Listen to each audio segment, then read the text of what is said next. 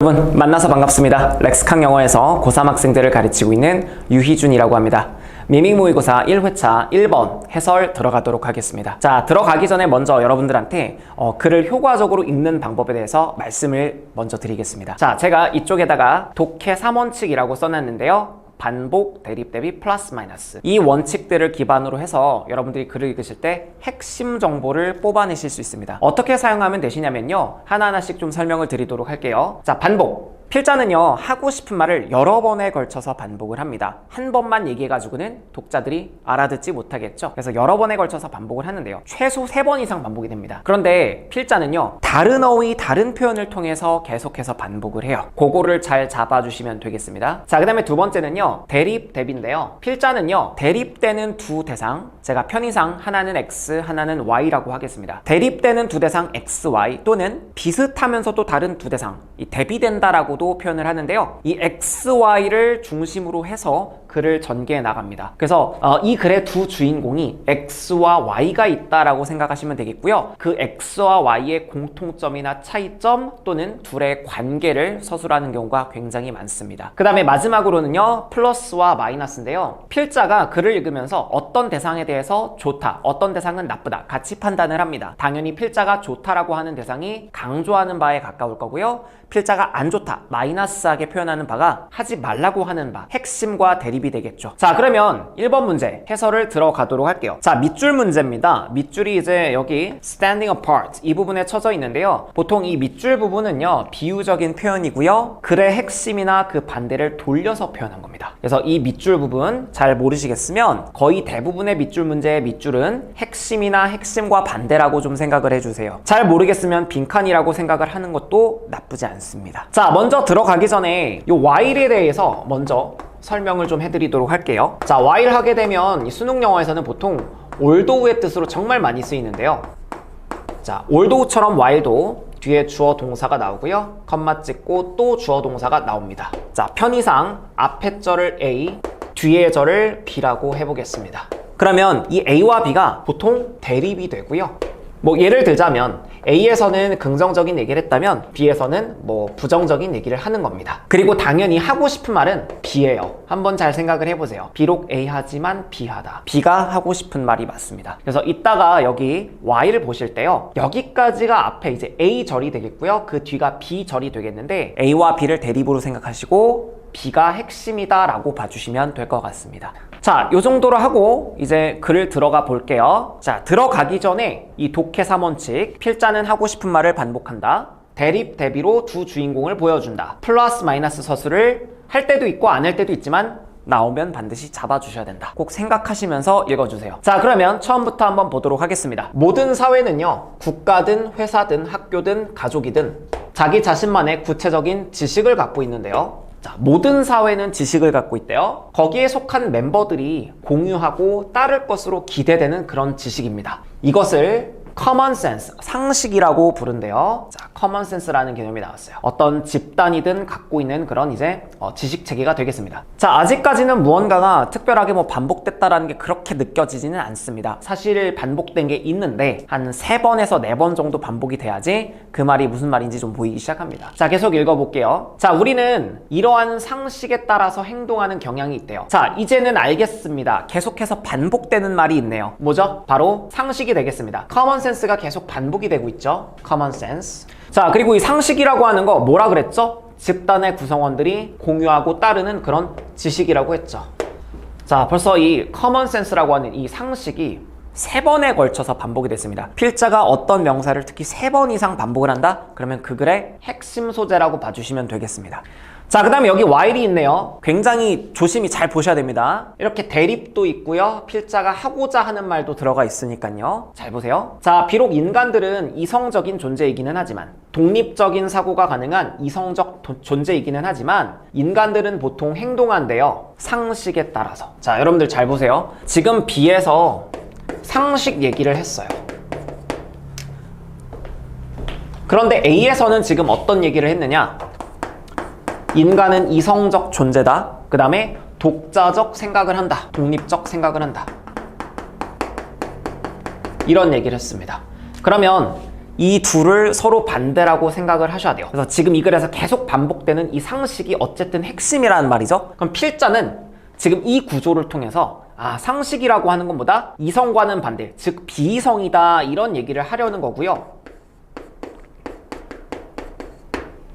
또, 독립적 사고가 아니다. 스스로 생각하는 게 아니다. 집단적 사고다. 이런 얘기를 하려는 거예요. 이해되셨을까요? 이렇게 글을 읽어주셔야 됩니다. 그리고 어쨌든 이렇게 대립되는 두 대상이 나왔기 때문에 제가 아까 말씀드렸죠? 대립과 대비가 진짜 중요하다고? 그래서 이 대립되는 것도 같이 표시를 해주시면서 보시는 게 맞습니다.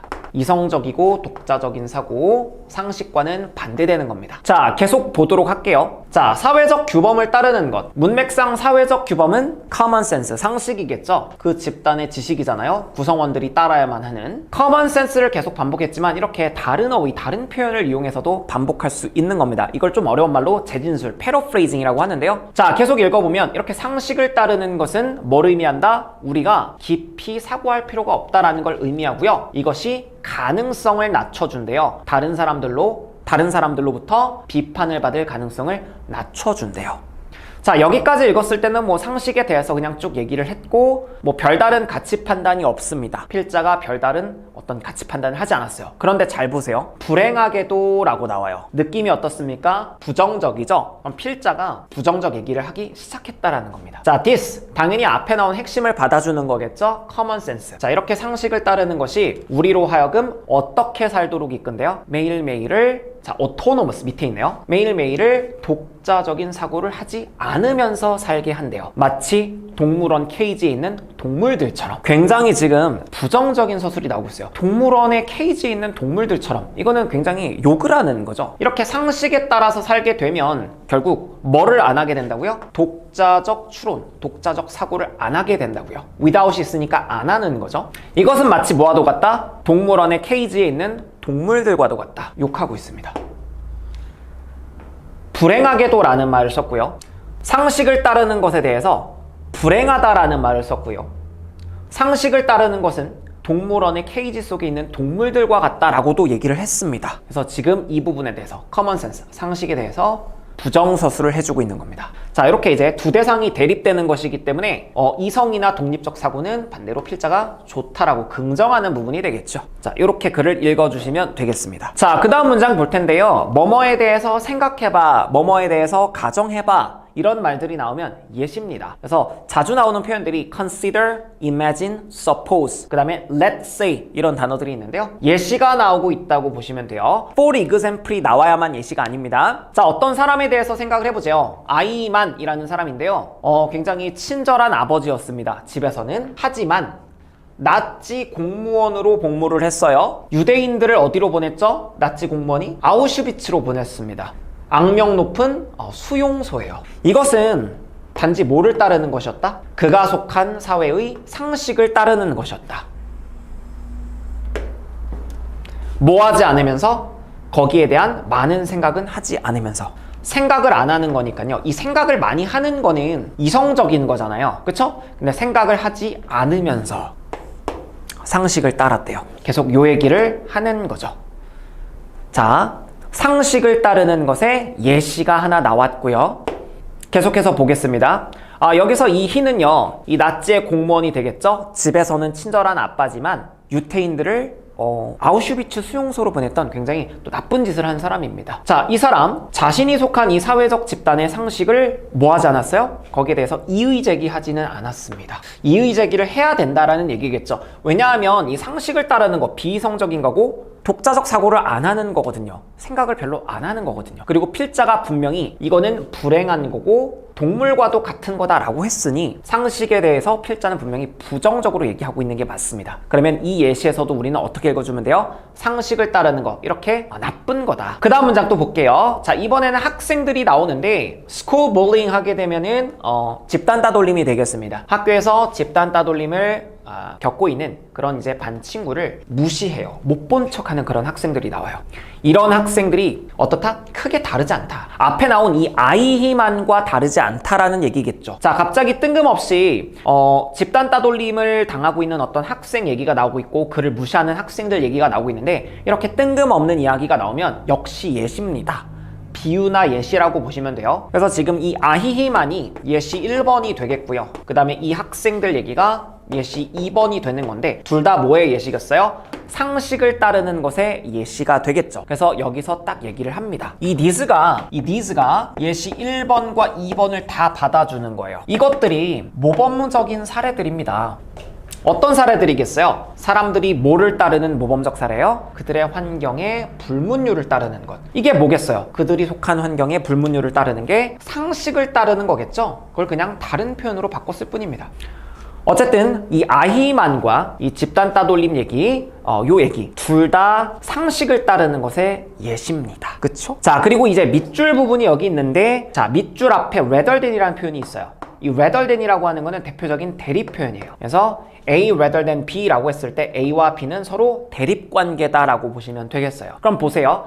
rather than 앞쪽에 상식을 따르는 것이 나왔죠? 그러면 rather than 뒤쪽은 상식을 따르는 것의 반대일 테니 뭐겠어요? 이성적인 거고 독자적인, 독립적인 사고가 되겠죠. 그래서 밑줄의 의미는 이거다 라고 보시면 되겠습니다.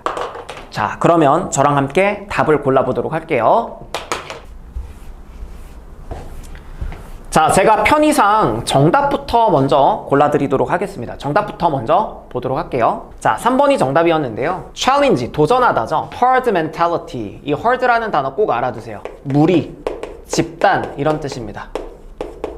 그러면 herd mentality 하게 되면 무슨 뜻이에요? 집단 사고예요. 문맥상 뭐라고 보면 돼요? 상식을 따르는 겁니다. 그럼 보세요. 이 상식을 따르는 것에 도전을 하는 것. 여기에 반대하는 거죠. 상식을 따르는 것에 도전하는 것, 바로 이성과 독자적 사고라고 보시면 되겠습니다. 3번이 정답이에요. 자, 그러면 다른 선지들은 왜 답이 안 되는지 한번 살펴보도록 합시다. 자, 1번 볼게요. 여기 rise above가 나오는데 이게 초월하다라는 뜻이에요. rise above, 초월하다, 넘어서다.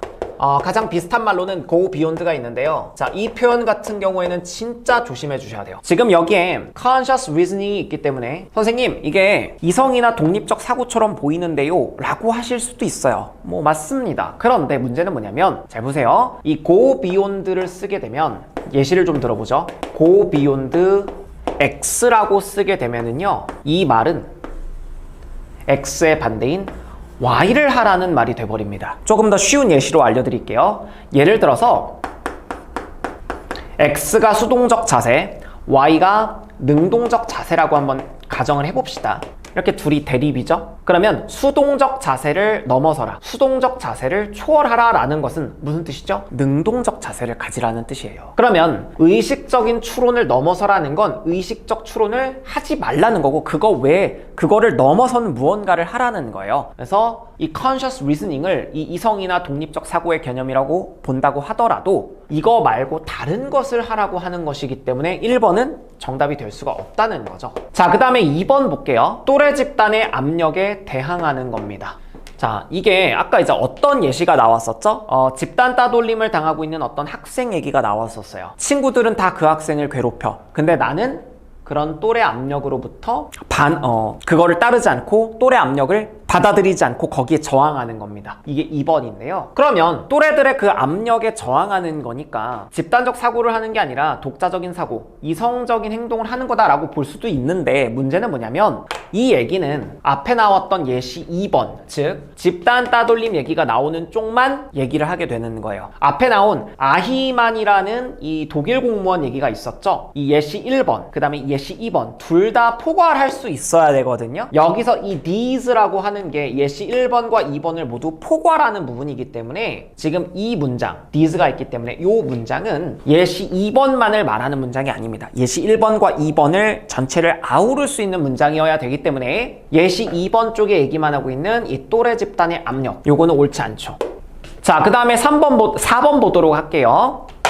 자, 집단의 이성을 반대한다, 거부한다 이렇게 돼 있는데요. 겉으로 봤을 때는 집단의 것을 거부하니까 분명히 이제 이성이나 독립적 사고 쪽 얘기 같습니다만 문제는 뭐냐면 집단한테는 이성이 있나요? 이 글에 따르면 없죠. 집단적인 사고는요, 비이성적인 겁니다. 그래서 그룹 irrationality라고 고쳐주셔야 돼요. 잘못됐습니다.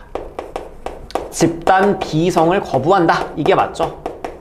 자, 이렇게 한 끗 차이로 다르다라는 거. 그래서 우리가 글을 읽을 때 이 핵심 정보들을 잘 뽑아내 주셔야 됩니다. 그 다음에 5번 볼게요. Trying to fit in with the crowd. 이거는 이제 군중, 무리를 따라가려고 노력하는 거죠. 집단의 나를 맞추려고 노력하는 거죠. 5번은 그냥 이쪽 얘기입니다. 상식을 따르는 것. 집단 사고 쪽의 얘기가 되겠죠? 우리가 이제 밑줄의 의미로 봐야 될 것은 이성이나 독립적 사고입니다. 그래서 안 되겠고요.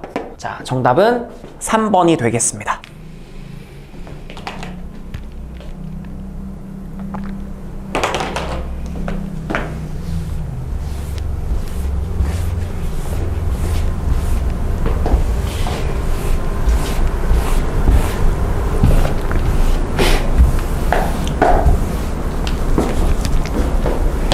자, 그 다음 2번 주제 문제 보도록 할게요. 자, 이제 우리가 6월 평가원 시험을 앞두고 있습니다.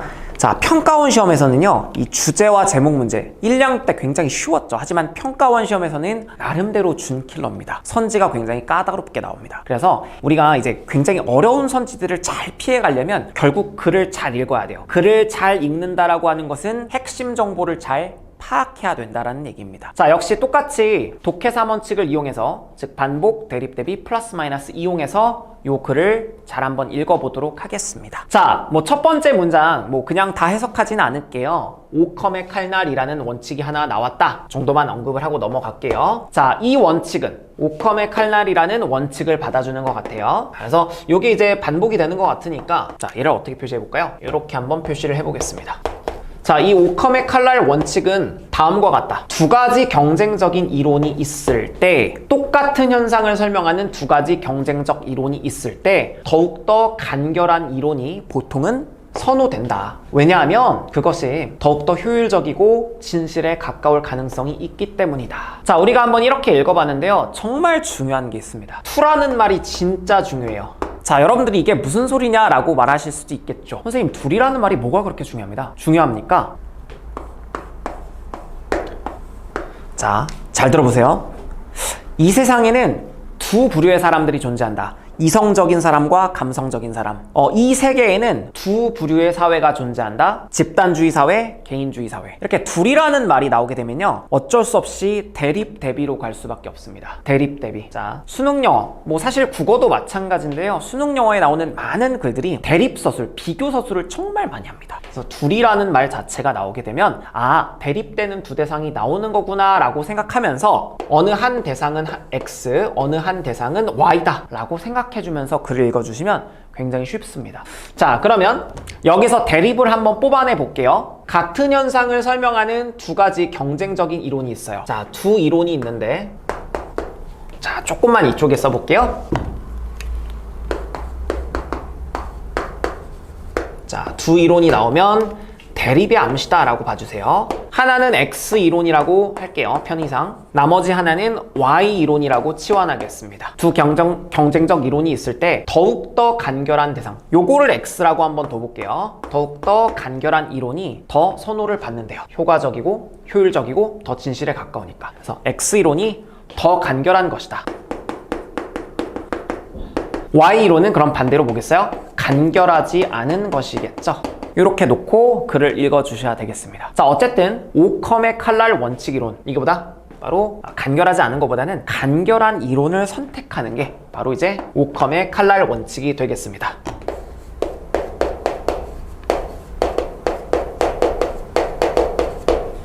자, 이렇게 봐주셔야 돼요.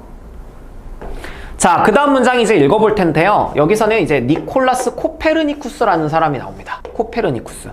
자, 여러분들 글을 읽으시다가, 제가 아까도 말씀을 드렸지만은 글을 읽으시다가 뜬금없는 내용이 나오는 것 같다, 마치 소재나 주제가 바뀐 듯하다라는 그런 느낌을 받으시면 이거는 주제나 소재가 진짜 바뀐 게 아닙니다. 같은 단락에는 주제가 하나밖에 없거든요. 무조건 예시라고 생각하세요. 자, 기억하세요. 뜬금없는 이야기가 나오면 예시나 비유가 나오는 거예요. 자, 그럼 이제 코페르니쿠스, 자, 어떤 얘기가 나오는지 봅시다. 여기서도 이제 X이론과 Y이론의 대립이 있다라고 생각을 하셔야 되겠습니다. 하나는 간결한 이론, 하나는 그렇지 않은 이론. 읽어볼게요. 자, 코페르니쿠스 폴란드의 천문학자입니다. 15세기, 16세기 때 활동을 했고요. 이 사람이요, 유명하게도 도전을 했대요. 자, 도전하다. 별표. 정말 중요합니다. 자, 어떤 사람이 다른 사람한테 이렇게 도전했다. 누군가가 어떤 이론에 도전했다. 그러면은 대립으로 가게 되는 거예요. 예컨대 A가 B한테 도전한다라고 하는 것은 A와 B의 사상이 어떻다라는 거죠?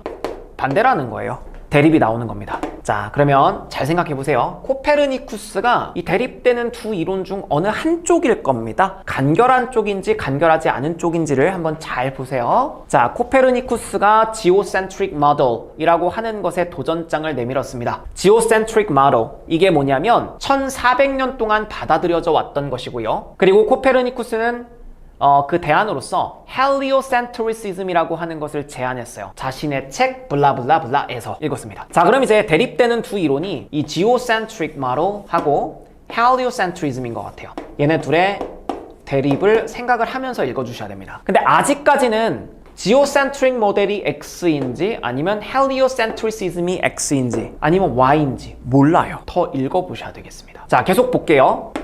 코페르니쿠스죠. 자, 코페르니쿠스는요, 망설였습니다. 자신의 작품을 출판하는 것을 망설였어요. 뭐를 무서워해서? 교회로부터의 박해를 무서워해서. 비록 교회가, 자, 이건 이제 코페르니쿠스의 그 이론이 되겠습니다. 코페르니쿠스의 이론이 궁극적으로는 큰 갈등을 불러일으키지는 않았어요. 교회와의 갈등 불러일으키지는 않았어요. 대체적으로 왜 그랬느냐? 코페르니쿠스가 실패했기 때문이죠. 충분한 경험적인 관찰과 수학적 증명을 제시하는 걸 실패했대요. 마이너스 뉘앙스죠. 자, 마이너스 굉장히 중요합니다. 플러스 마이너스도 잘 잡아주세요. 자, 계속해서 볼게요. 뒷받침되지 않은 주장들은요, 즉 근거가 없는 주장들은요, 아무리 혁명적이라고 할지라도 이성의 지위를 얻을 수가 없대요, 사회에서. 자, 지금 누구 얘기하는 거죠? 코페르니쿠스 얘기가 나오고 있습니다. 코페르니쿠스가 geocentric model, 여기에 도전을 했고 heliocentricism을 제안했습니다. 그런데 코페르니쿠스는 어디에 실패했죠? 증명하는 데 실패했어요. 경험적 관찰, 수학적 증명, 이런 것들을 제시하는 걸 실패했어요. 근거 없는 주장을 하는 거죠. 근거 없는 주장은 아무리 혁명적이더라도 이성의 지위를 얻을 수 없다. 그래서 코페르니쿠스의 주장은 어떻게 보셔야 돼요? 근거가 없고 이성적이지도 않은 거라고 여러분들이 읽어주셔야 돼요. 즉 부정적으로 읽어주셔야 돼요. 필자는 지금 코페르니쿠스의 이 주장 부정적으로 얘기를 하고 있습니다. 사실 여러분들 이 글은요, 좀 우리가 알고 있는 상식과는 좀 다른 방향으로 흘러갑니다. 여러분들 잘 아시겠지만 이 코페르니쿠스는 보통 우리가 훌륭한 인물로 알고 있잖아요. 그래서 아마 코페르니쿠스를 필자는 칭찬하는 게 아닐까라고 여러분들은 그렇게 착각을 하셨을 겁니다. 이게 이 문제의 함정이고 어려운 부분이에요. 필자는 사실 코페르니쿠스를 부정적으로 얘기하고 있는 겁니다. 자, 그래서 그 부정적인 부분을 나타내는 말들이 unsupported, 그 다음에 cannot gain the status of rationality, 이성의 지위를 얻을 수가 없었다, 이런 것들이 부정적 측면을 나타내는 말들이 되겠죠. 자, 그런데 아직까지 우리가 이제 궁금한 거, 우리가 아직까지도 찾지 못한 것은 바로 이 코페르니쿠스의 주장이 X이론이냐 Y이론이냐, 즉 이제 간결한 이론이냐 간결하지 않은 이론이냐, 이걸 우리가 아직은 알 수 없다라는 거죠. 그 다음 문장에서 이제 알 수 있습니다. 자, 여기가 정말 중요했는데요. 자, 이 문장이 여기까지 오네요. 자, 여기서 정말 핵심이 되는 이 표현이 instead of입니다. 자, instead of A, B라고 이렇게 한번 표시를 해볼게요. instead of A, B. 이때 A와 B는 대립입니다. 자, 제가 1번 문제에서 rather than이 이 대립을 유도하는 대표적인 표현이다라고 말씀을 드렸는데요. 그 rather than이랑 거의 유사한 겁니다. 자, 그래서 알아두시면 너무 좋아요. instead of A, B입니다. 이 둘이 대립이라고요. 이렇게. 아시겠죠? 자, 그러면 읽어보겠습니다. 자, A를 하는 것 대신에 코페르니쿠스는 B를 했다, 이렇게 읽으면 돼요. 그러면 코페르니쿠스는 A를 하지 않은 겁니다. B를 했어요. 자, A는 뭐냐면요, 프톨레마이오스의 복잡한 이 천체 모델을 따르는 겁니다. 근데 이거를 안 했다라는 거예요. 여기 보세요. 복잡한 천체 모델을 따르지 않았대요. A가 복잡한 겁니다. 복잡한 거. 그러니까 간결하지 않은 거예요. A가. 간결하지 않다라는 게 복잡하다라는 거잖아요. 그리고 B는 A와 반대일 테니까 간결한 겁니다. 이렇게 이해를 해주셔야 돼요. 자, 다시 볼게요. 코페르니쿠스는 프톨레마이오스의 복잡한 천체 모델을 따르지 않았고 대신에 코페르니쿠스는 뭘 적용했다? 오컴의 칼날 원칙을 적용했다라고 나오네요. 불필요한 가정들을 싹 다 잘라내기 위해서, 불필요한 설명들 cut away, 싹 잘라내기 위해서. 아, 간결한 이론을 채택한 거네요. 코페르니쿠스가요. 오컴의 칼날 원칙을 이용했고 적용했으니까요. 오컴의 칼날 원칙이 간결한 이론을 택하는 겁니다. 그쵸? 자, 그런데 필자는요, 이 오컴의 칼날 원칙을 이용해서 어떤 이론을 만들어낸 이 코페르니쿠스를 어떻게 하고 있었죠? 부정적으로 비판하고 있었습니다. 부정적으로 서술하고 있었어요. 그러면 간결한 이론, 이성의 지위 얻지 못한다, 근거 없는 거다, 증명 실패하는 거다, 이렇게 보셔야 돼요. 그럼 간결한 이론을 택하는 이 오컴의 칼날, 자동적으로 마이너스가 되겠습니다. 이렇게 읽어주셔야 됩니다. 자, 그리고 이 오컴의 칼날 원칙, 즉 간결한 이론을 따르는 원칙이 마이너스다라고 하는 게 이 마지막 문장에서도 드러납니다. 그걸 보여주는 표현이 바로 reconsider가 되겠어요. 자, reconsider, 다시 생각해보다, 즉 재고해보다 라는 뜻이에요. 여러분들, 다시 생각해보다 라는 말은 부정어예요. 한번 생각해보세요. 예를 들어서 내가 어떤 회사에 가기로 결정을 했어, 또는 어떤 대학에 가기로 결정을 했어. 근데 그거 다시 생각해봐야겠다, 이렇게 얘기하는 거는 그걸 안 하겠다 쪽입니다. 나 이거 재고해봐야겠어, 다시 한번 생각해봐야겠어, 이거는 뭐예요? 부정적 표현이에요. 그럼 한번 읽어볼게요. 자, label, 이거는 이제 부르다라고 해석을 하시면 되겠습니다. label A as B, A를 B라고 부르다, 이렇게 해석하세요. 자, 따라서 진짜 과학적 혁명처럼 보이는 것을 뭐라고 불러요? 코페르니쿠스적 전환이라고 부르는 건 다시 생각해봐야 된다. 과학적 혁명이라고 보이는 것들을 코페르니쿠스적 전환이라고 불러서는 안 된다라는 거예요. 왜요? 코페르니쿠스는 어떤 짓을 했는데요? 간결한 이론을 채택함으로써, 즉 복잡한 이론 같은 거는 피함으로써 뭘 못했어요? 수학적 증명, 경험적 관찰, 이런 거 못했거든요. 이성의 지위 얻지 못했거든요. 자, 그래서 코페르니쿠스는 이쪽이다.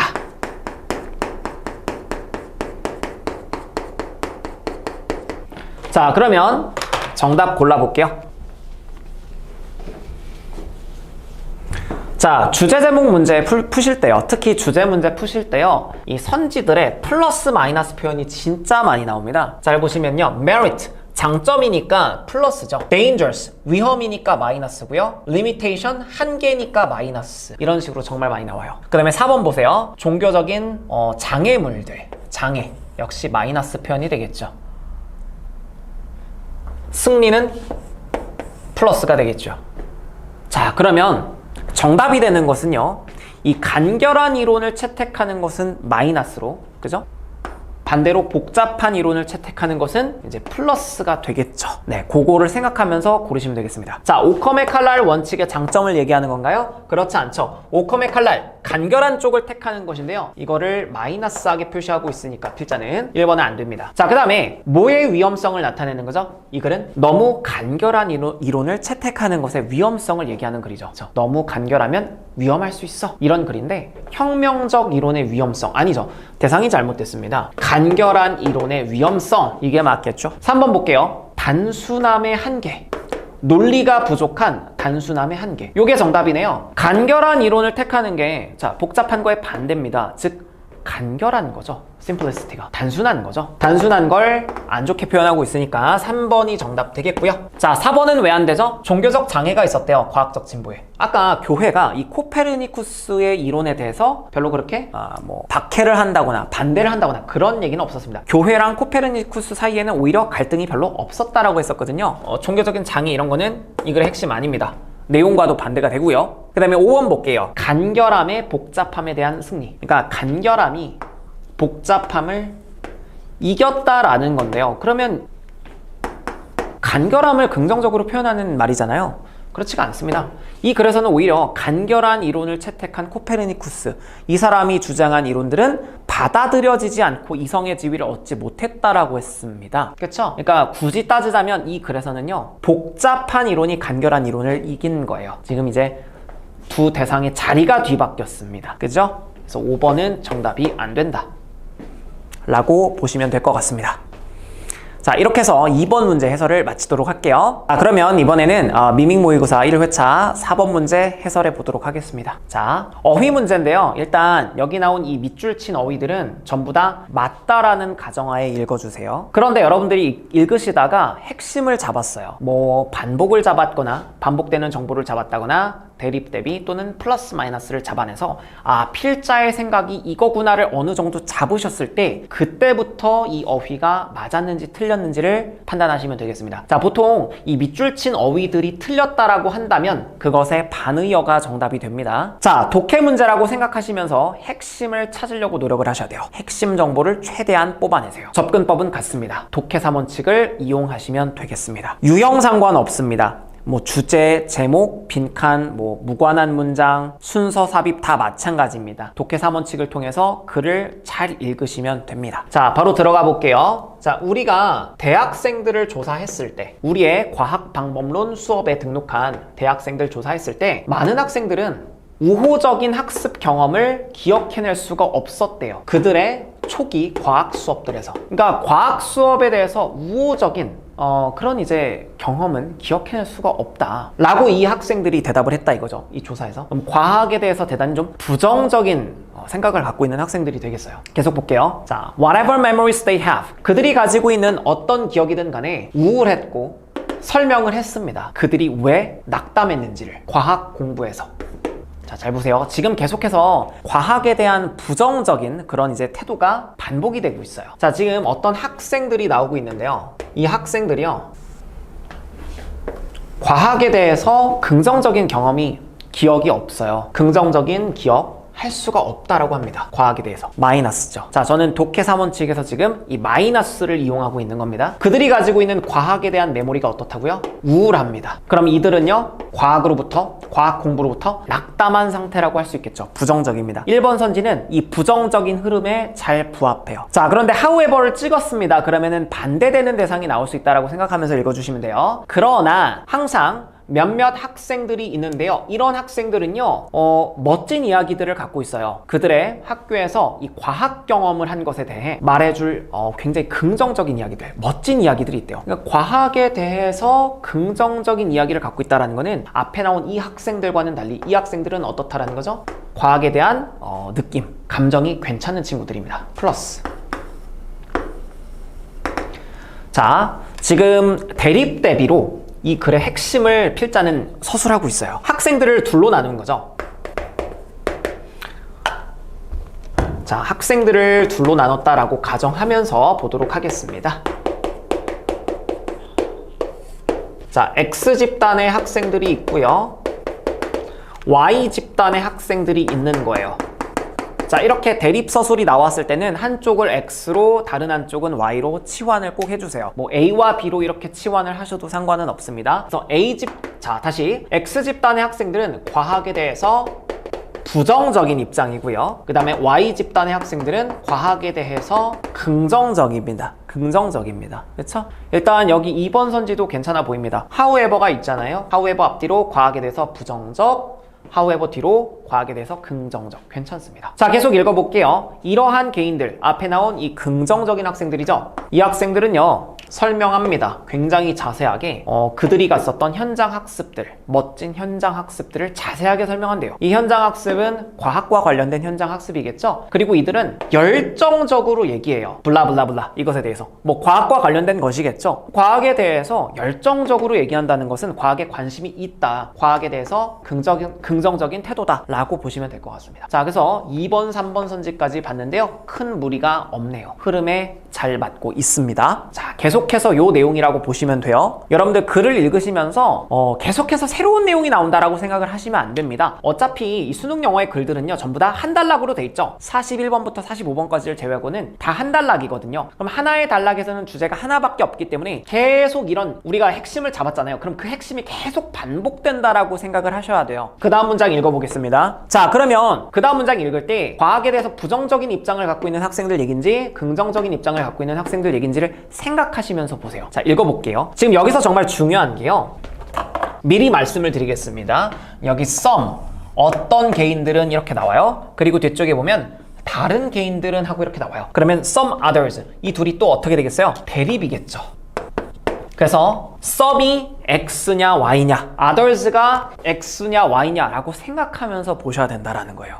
자, 때로는 어떤 개인들이요 질문을 받아요. 과학에 대해서. 대학 때 과거 대학 때 과학 수업에 대해서 어땠느냐라는 뭐 그런 질문을 받은 거겠죠. 그러면 어떤 개인들은요 약간 쑥스러워해, 창피해. 하지만 이렇게 고백한대요. 그들은 학교의 과학 프로젝트를 건너뛰었다. 이 수업이나 프로젝트를 건너뛰었다는 것은 과학에 대해서 부정적인 입장인 거죠. 그럼 일단 마이너스 표시를 한번 해보겠습니다. 자, 일단 4번 선지가 정답인지 아닌지는 모른다라고 가정을 해보죠. 자, 그리고 그 다음 문장으로 가볼게요. 자, upon ing, on ing랑 같은 거예요. 뭐뭐 하자마자. 자, 이 이야기를 듣자마자, 즉 some individuals의 이야기를 듣자마자 다른 애들입니다. 다른 학생들은 섞인 감정을 표현한대요. 놀라움과 좌절이라는 이런 섞인 감정을 표현한대요. 자, 왜 좌절할까요? 이 친구들이?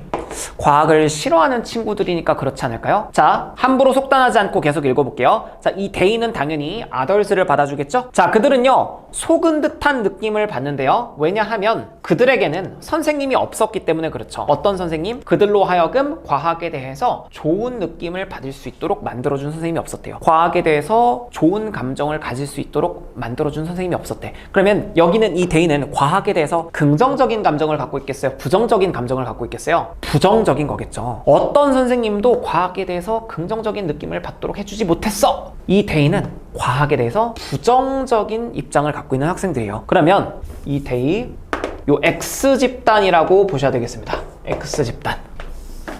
자, 애초에 요 they는 다 others를 받아줬기 때문에 이렇게 보시면 되겠죠.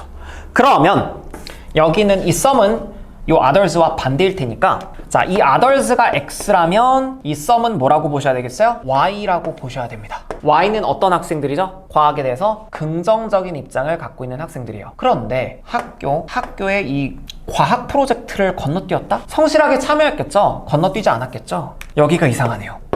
그래서 학교의 과학 프로젝트를 뭐 참여했다, 뭐 enjoyed, 즐겼다 이런 말로 바꿔줘야 되겠습니다. 4번이 잘못됐네요. 자, 이렇게 어휘 문제도요 독해 문제로 보시고 여러분들이 접근을 해주셔야 되겠습니다. 반복, 대립, 대비, 플러스, 마이너스에 입각해서 핵심 정보들을 잘 추출을 해내주시면 충분히 틀린 어휘 찾아내실 수 있습니다.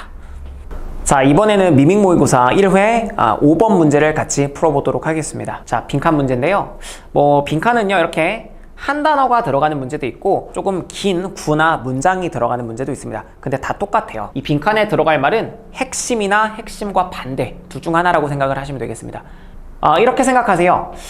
별말 없으면 그냥 핵심이 들어가면 되겠고, 뭐 부정어라든가 대리 표현 같은 것들이 있다라고 한다면 핵심과 반대가 들어갈 수도 있습니다. 자, 어쨌든 핵심 파악이 중요합니다. 독해 3원칙을 가지고 핵심을 파악해 보도록 할게요. 자, 그런데 들어가기 전에 두 가지 대립 개념 좀 말씀을 드리겠습니다.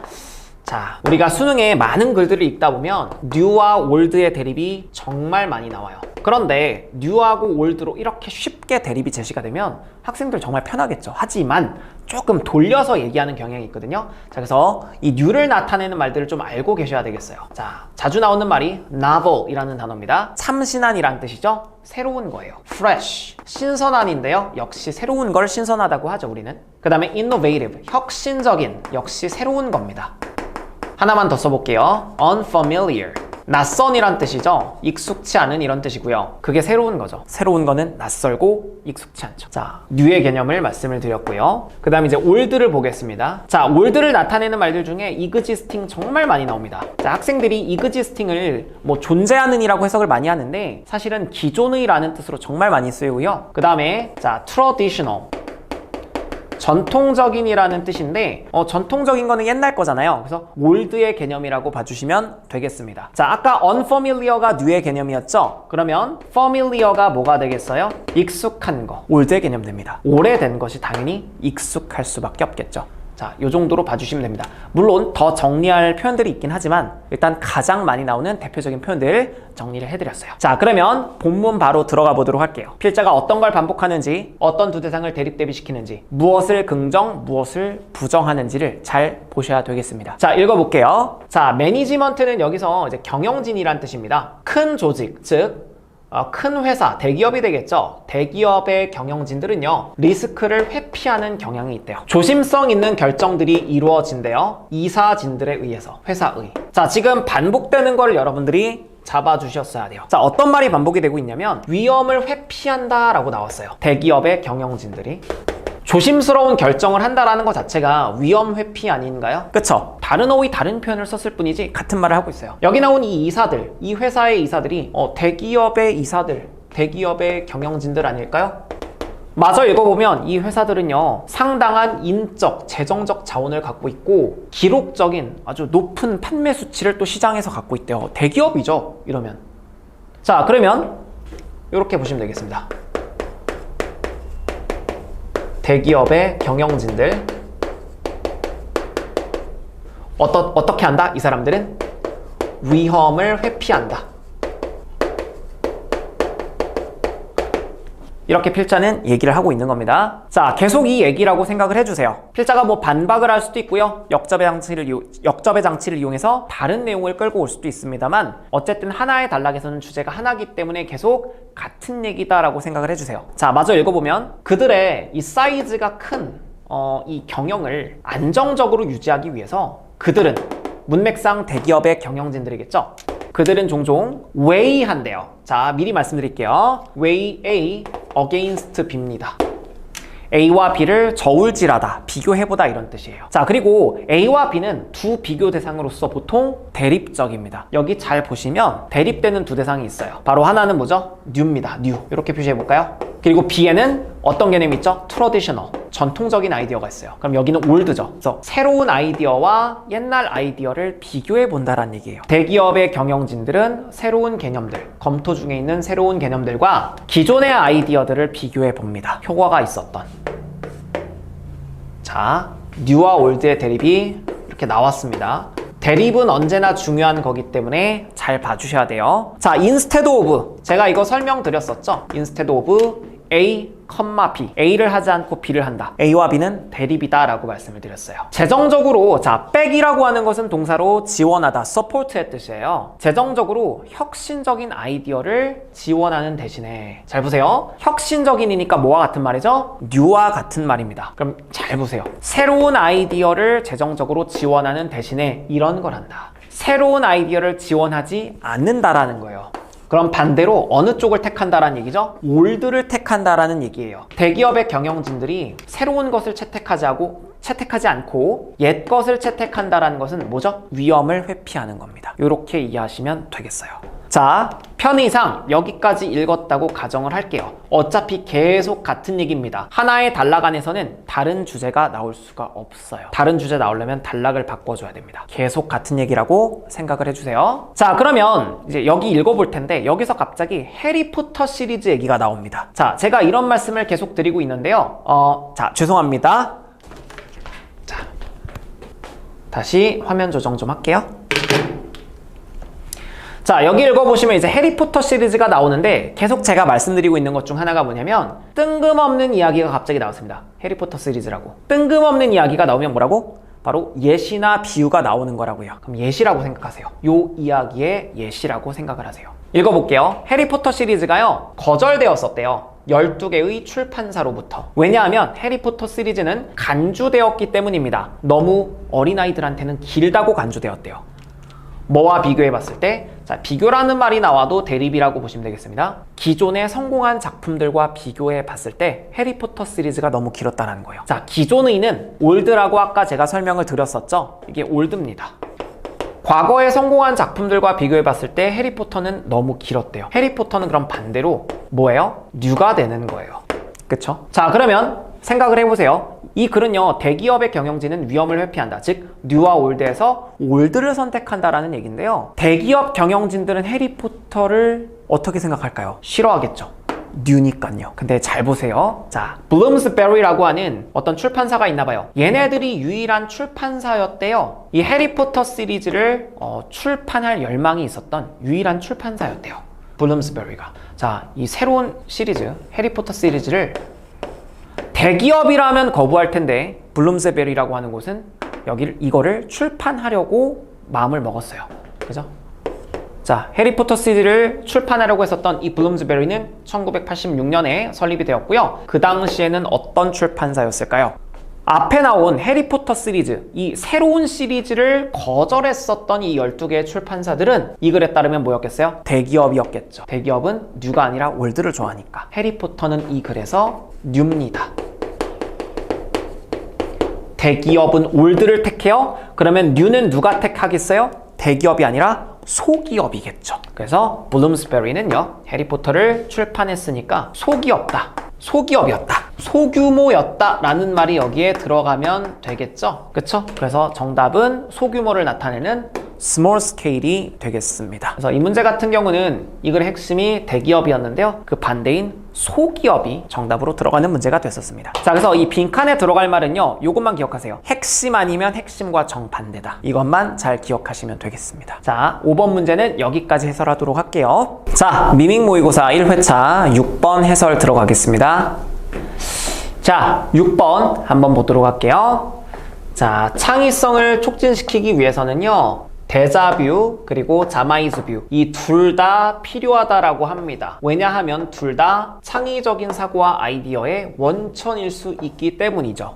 각각은 독창성을 도와준다라고 합니다. 각각의 방식으로. 자, 여기서 굉장히 중요한 거, 우리 항상 독해 3원칙을 생각하셔야 되겠습니다. 여기서 중요한 핵심 포인트는 데자뷰하고 자마이스뷰, 이 둘의 대비를 보는 겁니다. 대비. 자, 대비라고 하는 거는 대립이랑 살짝 달라요. 두 대상이 있는데 비교할 만한 두 대상이면 대비된다라고 표현을 해요. 예컨대 흑과 백이면 대립이라고 표현하지만, 예를 들어서 뭐 빨간색과 노란색이 있어요. 대립은 아니고 비교할 수 있는 두 대상으로서 다른 거죠. 이런 걸 대비라고 합니다. 자, 그럼 데자뷰하고 자마이스뷰, 자, 대비라고 생각을 하고 이 글의 두 핵심이다, 이렇게 한번 표시를 해보세요. 자, 데자뷰는 제가 편의상 X라고 할 거고요, 자마이스뷰는 편의상 Y라고 치환을 할게요. 근데 얘네 둘 다 어떻다고요? 창의성을 촉진시키기 위해서 필요한 거라고요. 자, 그러면 내용을 이렇게 한번 정리해 볼 수가 있겠죠. 데자뷰와 자마이스뷰 둘 다 있어야지 뭐가 나온다? 창의성이 나온다라는 겁니다. 자, 됐죠? 자, 이렇게 이제 우리가 핵심을 잡았기 때문에 어차피 하나의 단락에는 주제 하나밖에 없거든요. 그럼 계속해서 이 데자뷰와 자마이스뷰 얘기라고 생각을 하시면서 보시면 좋겠습니다. 자, 먼저 데자뷰 얘기가 나오네요. 데자뷰를 설명하네. 자, 한번 볼게요. 데자뷰는 현상입니다. 어떤 현상? 새로운 무언가가 친숙하게 느껴지는 현상이래요. 나 처음 본 건데, 오, 이거 친숙해 보이네? 이게 바로 데자뷰라는 겁니다. 자, 요게 데자뷰래요. 자, 근데 여러분들 여기 안에서도 지금 대립이 있습니다. 새로운 거는 원래 어떤 거죠? 낯선 거예요. 근데 이 낯설고 새로운 게 친숙하게 느껴진다. 대립적인 포인트가 이 new와 familiar가 있는 겁니다. 자, 요 X부터 먼저 설명을 드리자면, 새로운 게 어떻게 느껴지는 거다? 친숙하게 느껴지는 거다. 이게 데자뷰래요. 요게. 자, 계속 이제 다 읽었다라고 좀 가정을 할게요. 여기까지 읽었다고 좀 가정을 할게요, 편의상. 자, 이쪽 뒤를 보시면 on the flip side of this coin이라는 표현이 나왔어요. 이 동전의 반대면에는, 진짜 동전을 얘기하는 건 아니고요, 비유적인 표현입니다. 이 동전의 반대면에는 라는 이 말은요, on the other hand, 반면에 라는 말과 같은 거예요. 이게 on the other hand입니다. 자, 다른 색으로 좀 써볼까요? on the other hand. 자, 그러니까 대조적인 거, 그 반대 측면에 있는 이 Y를 얘기하려고 하는 게 아닐까 싶네요. 자, 아니나 다를까 자마이스뷰, 이 Y를 얘기하고 있습니다. 자, 반면에 자마이스뷰라고 하는 것은 친숙한 것을 새로운 관점에서 보는 거래요. 자, 대비되는 두 대상 잘 비교하셔야 됩니다. 자, 데자뷰는 새로운 거를 친숙하게 보는 것이었고요, 자마이스뷰는 그 반대예요. 친숙한 것을 새로운 시각으로 보는 겁니다. 맞죠? 친숙한 것을 새롭게 보는 거다. 자, 저도 헷갈리네요. 친숙한 것을 새롭게 보는 것. 이게 자마이즈뷰입니다.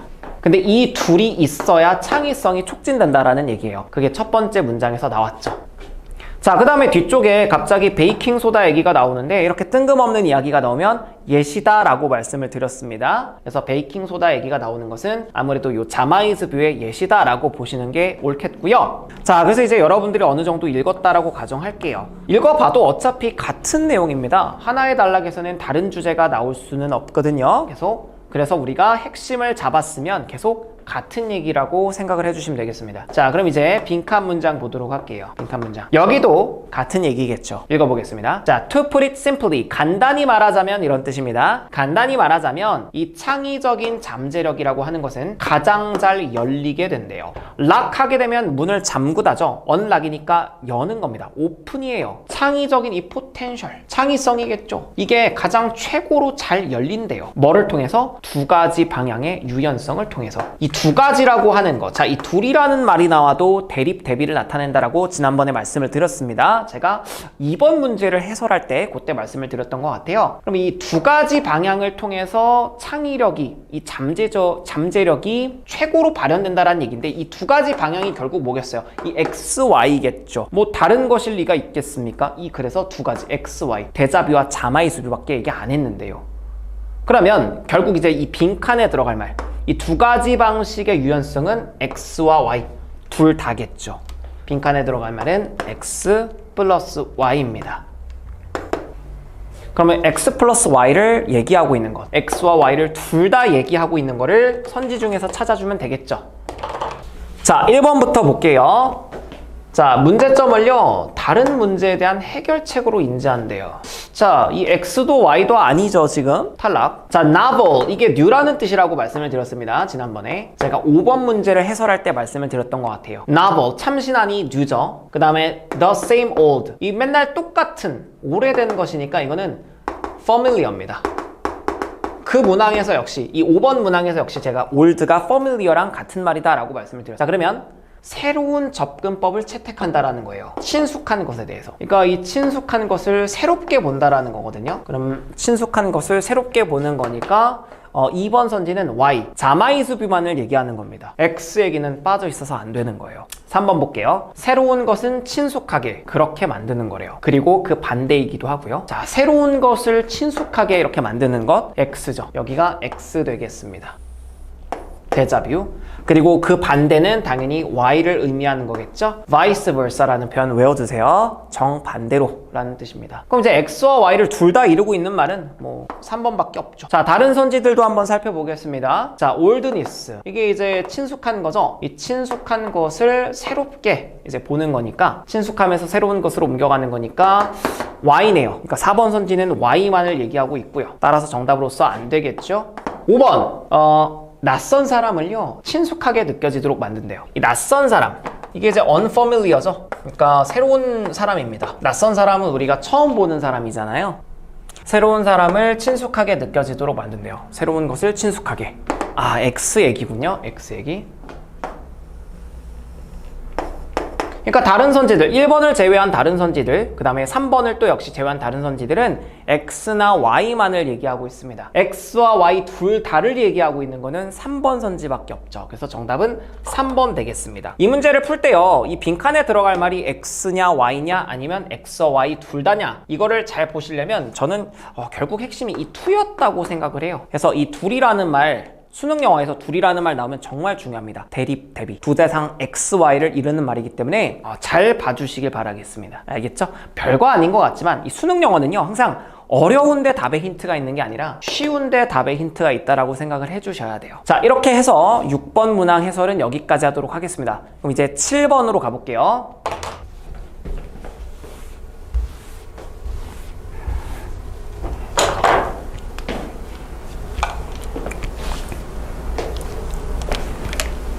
자, 미빙 모의고사 1회차 7번 해설하도록 하겠습니다. 자, 들어가기 전에 먼저 이 부분을 살펴보도록 할게요. Should one player be overwhelmingly powerful? 이렇게 나오는데요. 자, 이 부분이 원래 어떻게 되어 있었냐면 if one player should be 블라블라블라. 이 원래는 이렇게 되어 있었습니다. 자, if절 안에 이 should가 있으면 이 should는 혹시 뭐뭐 하면이라고 해석을 해주셔야 돼요. 혹시나 혹시라도라고 해석을 해주세요. 자, 그런데 이 상황에서 if를 지우고 주어와 동사를 이렇게 도치시켜 줄 수 있습니다. 그래서 나온 형태가 바로 이 형태가 되는 거예요. if는 없지만 혹시 뭐뭐 하면이라고 해석을 해주셔야 돼요. 이해되셨을까요? 자, 그래서 구문적인 포인트를 미리 말씀을 드렸고요. 자, 그러면 이 문제도 독해 3원칙에 입각해서 살펴보도록 하겠습니다. 자, 다시 한번 말씀을 드릴게요. 빈칸에 들어갈 말은 뭐다? 이 글의 핵심이나 핵심과 반대다. 꼭 기억해 주세요. 자, 핵심을 잡아보도록 하겠습니다.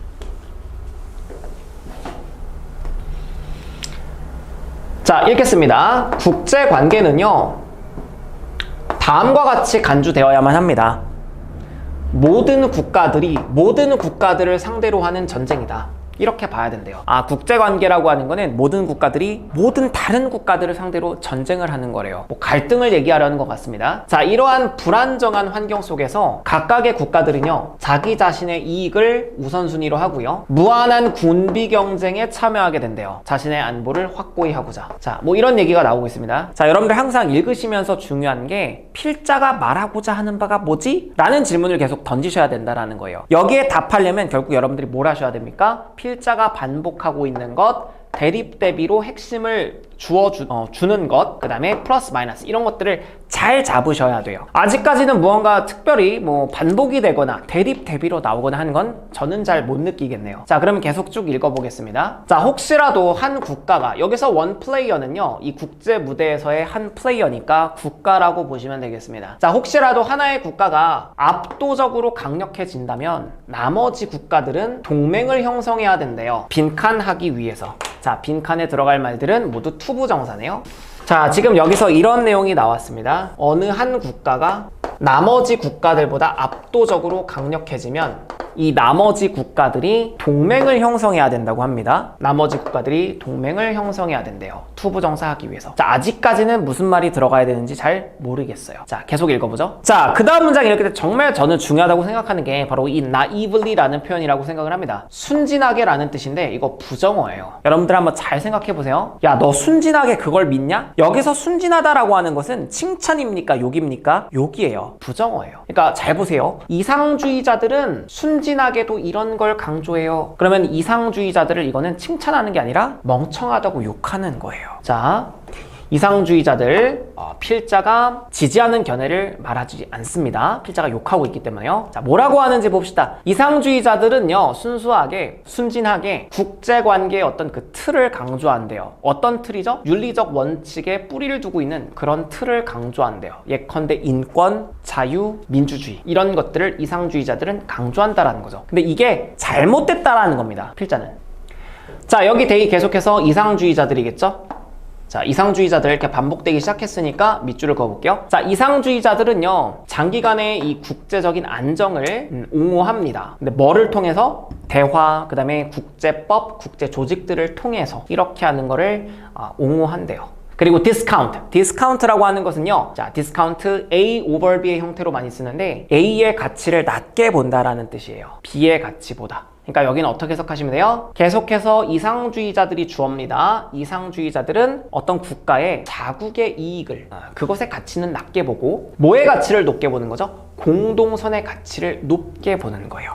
자, 여기까지가 이제 이상주의자들 얘기였습니다. 그 다음부터는 현실주의자 얘기예요. 왜 그럴까요? 현실주의자라는 말은 안 나왔지만 현실적으로 라는 말이 나왔죠. 자, 대조가 됩니다. 제가 항상 이 대립 대비 정말 잘 잡아야 된다고 여러분들한테 말씀을 드리고 있는데요. 자, 이상주의자. 자, 필자가 비판하는 대상이었죠. 근데 여기서는 이제 현실 얘기가 나오니까 현실적인 시각이 나오는 겁니다. 자, 그럼 정리하면서 볼게요.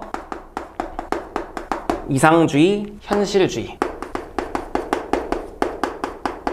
읽어보겠습니다. 자, 이러한 제도들에도 불구하고, 자, 인스티튜션 하게 되면 제도, 기관이란 뜻이 있습니다. 이러한 제도라고 한다면 앞에 나온 뭐겠어요? 아까 이상주의자들은 대화, 국제법, 국제조직, 뭐 UN 같은 거겠죠? 이런 것들을 통해서 국제적인 안정을 추구한다라고 했는데 그거를 이러한 제도라고 받은 거죠. 근데 이러한 제도에도 불구하고 갈등, 디스퓨트도 갈등이죠. 국가들 간의 갈등은 지속된대요. 자, 이상주의자들은요, 뭐 대화, 국제법, 국제기구 이런 제도들을 강조했어요. 이 제도들을 통한 갈등 해결, 국제 안정을 강조했는데요. 자, 현실주의는 지금 반대입니다. 이런 것들이 있어도 현실적으로 봤을 때는 이런 제도들이 있어도 갈등은 지속된다라는 거죠. 이거 소용없다라는 겁니다. 자, 그래서 뭐 여기까지 읽었다고 좀 가정을 할게요. 그럼 현실주의 입장에서는 뭐라고 하는지 보도록 하겠습니다.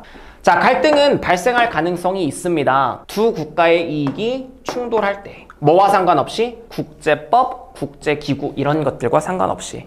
그러니까 국제법, 국제기구 이런 거는 현실적으로는 별로 도움이 안 된다라는 거예요. 이런 것들이 있어도 갈등이 발생한다라는 거죠. 자, 계속 볼게요. 특히나 한 당사자가, 자, 여기서 파티는요, 뭐 생일 파티 할 때 그 파티가 아니라 당사자입니다. 한 당사자가 다른 당사자보다 더 강력할 때 군사적 충돌이 일어날 가능성이 높대요.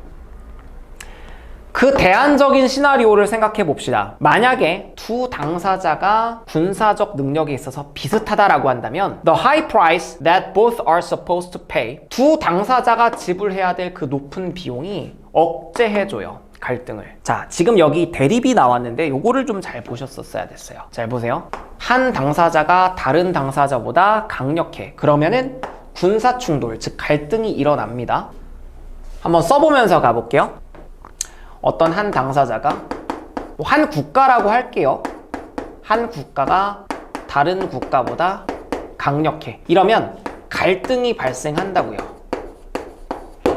자, 그런데 여기서는 그 반대 상황, 대안적 상황이 나왔어요. 두 당사자가 comparable. 자, comparable 하게 되면 비슷한이란 뜻이에요. 군사력에서 비슷하다. 한 국가와 타 국가가 군사력에서 이렇게 비슷하다라고 한다면, 자, 두 국가가 전쟁했을 때 이렇게 치러야 될 비용이 엄청나겠죠? 그 비용이 직접적인 갈등을 deter, 억제해 준다고요. 갈등이 발생하지 않는다라는 얘기죠. 자, 이 글은요, 이상주의와 현실주의 이 둘의 대립입니다. 필자는 아까 이상주의가 naive, 너무 순진하다라고 깠죠. 그러면 반대로 이제 현실주의의 편을 드는 거거든요. 이쪽을 옹호하는 건데요. 이상주의나 현실주의나 둘 다 이 국가 간의 갈등을 해결하는 방법을 내놓고 있는 거예요. 근데 어떻게 해야 지금 갈등이 해결되는 거죠? 이겁니다, 이거. 한 국가가 타 국가보다 이렇게 세면 갈등이 발생해요. 무력 충돌 발생합니다. 하지만 두 국가가 비슷하면 갈등 발생하지 않아요. 이게 핵심이에요. 계속 볼게요. 궁극적으로는요, 자, the balance of power, 권력의 균형, 파워의 균형이니까 이게 뭐겠어요? 이걸 얘기하는 거죠, 이게 balance of power입니다. 그렇죠? 이 balance of power가 유지되어야만 한다. global players, 이게 국가들이겠죠? 이 국가들 간의 balance of power가 유지되어야만 한다라고 필자는 강조하고 있는 거예요. 그래야 갈등이 발생하지 않는다라는 거죠. 이해되셨습니까? 자, 요게 바로 필자가 강조하는 바 되겠네요. 요 부분.